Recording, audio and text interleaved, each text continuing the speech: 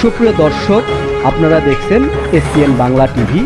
দেখুন ও সাবস্ক্রাইব করুন SPN Bangla TV, দেশ ও মানুষের কথা বলে। আমরা একটা সুষ্ঠু জীবন চাই। আমাদের এখন অবস্থা কেমন? আমরা আমাদের দেশে থাকা আমাদের খুব কষ্টে। আমরা আগামীতে সুন্দর এবং সমৃদ্ধিশালী একটি সুন্দর বাংলাদেশ চাই। সবাইকে শুভেচ্ছা। আসসালামু আলাইকুম। ধন্যবাদ। এই পর্যায়ে আমরা 111 সরকার নামে চিনি। আমি আমাদের বিএনপি চেয়ারপারসনের উপদেষ্টা মহোদয়কে আমার বক্তব্য শোনার জন্য বলতে পারছি। কেউ কথা বলতে পারতো না। আজকে যিনি এসেছেন বিএনপি চেয়ারপারসনের উপদেষ্টা, তারা কথা বলতে পারতো না। তারা সাবেক প্রধানমন্ত্রী বেগম খালেদা জিয়ার যে সাতজন জেলে ছিল সেখানে দেখাও করতে যেতে পারতো না, সবাই জেলে। 111 সরকার আর্মিরা যা বলে তাই এদেশে আইন। আপনাদের মনে আছে একজন ওসিকে একজন সিপাহী জুতা দিয়া পিটায়, এই প্রতিদিন থানা। সেই পরিস্থিতিতে সব কথা বন্ধ, জাতির মুখ বন্ধ। সেই মুহূর্তে আর যে জন্ম হয়েছিল এবং আমরা এটি গণতান্ত্রিক সরকার প্রতিষ্ঠার জন্য, 111 থেকে মুক্তি পাওয়ার জন্য, দ্রব্যমূল্য উচ্চগতি থেকে মুক্তি পাওয়ার জন্য সারা বাংলাদেশে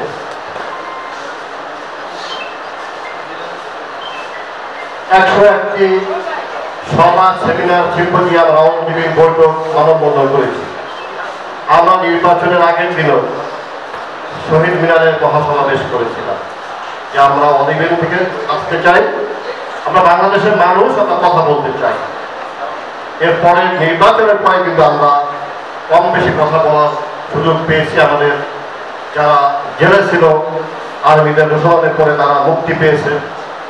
সেই থেকে আজকে 18 বছর, 17 বছর সাংবাদিকদেরকে বিভিন্ন কালো আইন দিয়ে নিষ্পেষিত করেছে, নির্যাতিত করেছে। অনেক সাংবাদিক বন্ধুদের পরিবার না খেয়ে ঢুকে ঢুকে অনেক বন্ধুরা মারা গেছে। 17 বছর এদেশের সাংবাদিকরা শান্তিতে লিখতে পারে নাই। আমরা গণমাধ্যমের গুরুত্বশীল দায়িত্বে ছিলাম, এখনো আছি। আমাদেরকে ফোন দেওয়া হতো, আজকের হেডিং হবে এই সমাবেশের নিউজটা যাবে না। অর্থাৎ গণমাধ্যম কণ্ঠ, সাংবাদিকদের কণ্ঠরোধ। তার মধ্যে আজকে বিভিন্ন সংকটময় মুহূর্তে আমরা বিভিন্ন প্রোগ্রাম করেছি।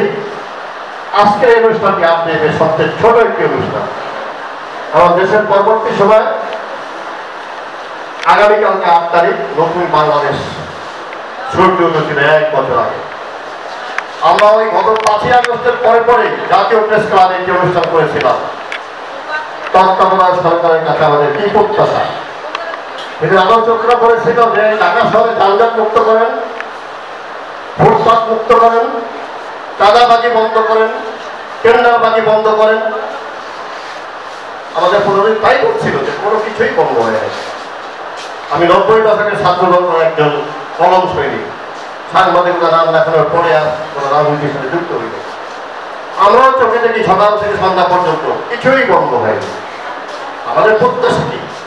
প্রত্যাশা সাংবাদিকরা মন খুলে দেখত, যা চোখে দেখে তাই দেখত। সংবাদপত্র, গণমাধ্যম আমাদের কথা বলার অধিকার থাকছে। আজকেও যদি আপনারা সাংবাদিকদের নির্যাতন করেন, আপনি ওয়ার্ডের একজন রাজনৈতিক দলের নেতা, আপনি নেপাস একজন সাংবাদিককে নির্যাতন করেন, পরিচয় কি? রাজনৈতিক পরিচয়। আমরা সেটাই চাই যে রাজনৈতিক পরিচয় কোনো সাংবাদিক, কলম সৈনিক, আইনজীবী, মানবাধিকার কর্মী তারা যেন নির্যাতিত না হয়। আমরা সবসময় সত্যি আছি। কোনো সরকারের রক্তচক্ষুকে গত 17 বছরের ভয় পাইলে আগামীতে যারা আসবে তাদের কোনো ভয় পাইবে। আমরা আমাদের কথা বলবো। এমন একটি বাংলাদেশ চাই যে বাংলাদেশে ওই চাঁদাবাজি থাকবে না। 90 দশকে যারা আমরা ছাত্রবাদী করছি, অনেকে আছেন, আমরা তো বুঝি নাই যে খেয়াঘাটে টাকা কেমনে নেয়, আমি একটা কলেজ ছাত্রদলের সেক্রেটারি ছিলাম। আমরা তো কখনো বুঝি নাই যে ঈদ খবর টাকা কেমনি নেয়। 94 সাল পর্যন্ত ছাত্ররাজনীতি করেছি, কখনোই মানার মতো আসলে বাপের টাকা নিয়েছি, হলে পয়সা খাইছি, টাকা পড়াতে। ওয়ার্ড ছাত্র দলের অথবা একটা ওয়ার্ড পর্যায়ে ছাত্রলীগের, আমি নাম ধরে বলি, 2 নম্বর ওয়ার্ডের কমিশনার ছিল আনিস, ঢাকা মহানগর দক্ষিণ ছাত্রলীগের সভাপতি ছিল। নির্বাচনের আগে পায়ে হেঁটে হেঁটে নির্বাচন ভোট চাইছে, নির্বাচনের 1 বছর পরে 13টা গাড়ি নিয়ে গুলি চালাচ্ছে। এমন বাংলাদেশ আমরা চাই না। আমরা চাই সুষম বন্ধ, শিক্ষিত মানুষের কর্মসংস্থান। প্রতি বছর লক্ষ লক্ষ ছেলে পেলে SSC, HSC, degree, BCS pass করছে, চাকরি নাই। ইউটিউবে দেখেন যে বিসিএস পড়া ছেলে টিএসসিতে চা বিক্রি করে, খুব মজা পান, অসম্মানজনক একটি বিষয়। রাজশাহী বিশ্ববিদ্যালয়ে পড়ুয়া মেয়ে ক্যাম্পাসে পিঠা বিক্রি করে, ভালো লাগে? উনি কেটে পাস করছেন ক্যাম্পাসে পিঠা বিক্রি করার জন্য। জীবন জীবিকার অবস্থান এমন একটা জায়গায় গিয়ে আমাদের পৌঁছেছে, আমাদের তো অর্থহীন ভাত খাইতে হবে, সন্তানদের স্কুলের বেতন দিতে হবে, সামাজিকতা রক্ষা করতে হবে। সুতরাং আমরা পিঠা বিক্রি করবো না টিএসসিতে চা বিক্রি করবো, সেটা তো তার সময় নেই। আমরা বারবার বলছি যে দেশে কত কিছু করেন, বক্তৃতা দেন, কর্মসংস্থান সৃষ্টি করেন, প্রত্যেক ইউনিভার্সিটি তালিকা করেন বেকারদের। যে এসএসসি পাস তাকে ওই মানের চাকরি দেন, যে এইচএসসি পাস তাকে ওই মানের চাকরি দেন, যে গ্রাজুয়েশন করে তাকে ওই মানের চাকরি দেন। কর্মসংস্থান সৃষ্টি করতে পারলে এদেশের সন্ত্রাস, চাঁদাবাজ, স্বৈরাচার, দুর্নীতি থাকবে না।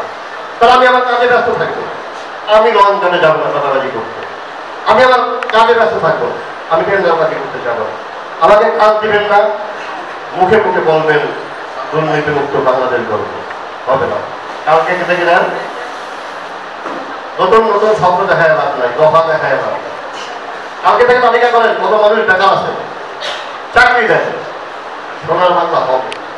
চাকরি দিবেন না, কাজ দিবেন না, চিন্তায় রাহাজানি, অরাজকতা, অর্থ চাকরি